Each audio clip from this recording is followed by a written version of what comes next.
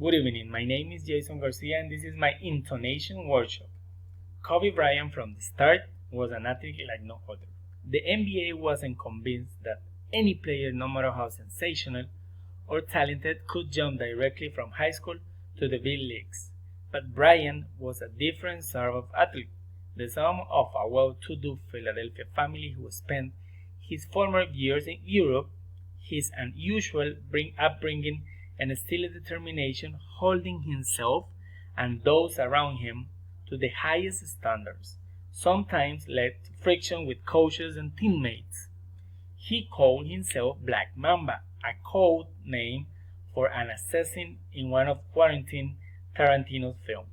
But his aggression and agility on the court came with a darker side as well. By the end of his 20-year career, all of it spent with the Lakers, Bryant was a 5-time world champion, 2 Olympic gold medalists with the U.S. team, an 18-time All-Star. He ranks 4 on the NBA all-time scoring list.